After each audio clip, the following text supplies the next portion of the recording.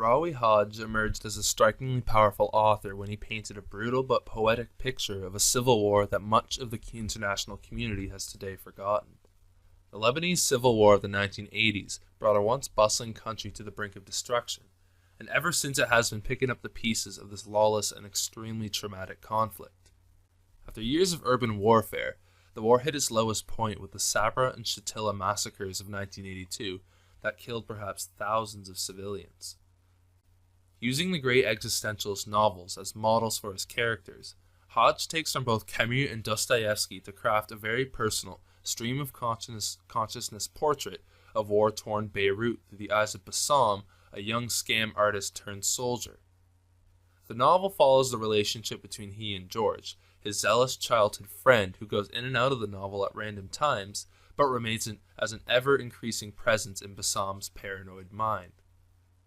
The beginning of the war is actually a fairly optimistic time for the two, as connections in the militia help them do rum-running and gambling schemes with relative protection. However, when a bomb from West Beirut lands on their house and kills his mother, Bassam gradually begins his descent into madness. After various scenes of torture, battle, copious drug use, sexual abuse, among other traumatic ordeals, he feels a pressing need to escape Beirut. Interspersed with long poetic seances reminiscent of Allen Ginsberg's Howl and traditional Arabic poetry, Bassam escapes into a delusional vacuum that culminates with a final dramatic encounter with George, who ends up revealing the terrifying extent of his involvement in the Sabra and Shatila massacres, which resulted in the death of thousands of Palestinians at the hands of Christian Lebanese forces. The rest of the novel concerns Bassam dealing with the trauma of Beirut and the presence of his delusions in Paris. But again, he will be unable to recognize exactly what is going on. It is a harrowing tale told with much sound and fury. The novel has emerged as a major piece of international trauma fiction in recent years. From novels like Elie Wiesel's Night to Jan Martel's Life of Pi, authors have attempted to apply the structure of fiction writing to traumatic events as a way to artistically communicate the conditions that hinder memory. While Sigmund Freud's theories have been dismissed by contemporary psychoanalysis, novels like Niro's Game speak to the Freudian method of detecting and explaining such conditions. The novel is filled with dreams, visions, run-on sentences that seem to go nowhere and everywhere at once. It is never evident that he is suffering from bouts of melancholia, but the way he interprets everyday life, with sentences that move from reality to delusion, speak to the methods of avoiding trauma Sigmund Freud pointed out in his essay Mourning and Melancholia. This novel also brings contemporary aspects of trauma theory to the fore. One thing that Bassam seems to be missing in the story is a listener. Caught up in his own phantasmagorical world, he cannot understand that he needs to purge the horrors that haunt him.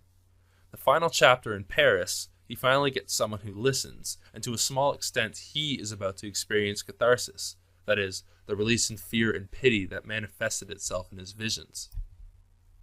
When you read this novel, you have to think about the processes that go into repressing and displaying certain information. When none of the information before you is desirable, you have to find new ways to communicate it. And herein is the purpose of fiction in this novel. The Civil War actually happened, but Bassam needs daydreaming to temporarily justify the atrocities he witnesses firsthand. George, on the other hand, who fashions himself as an American war hero from the 1977 movie The Deer Hunter, uses cinematic references to associate his killing with more glorified images.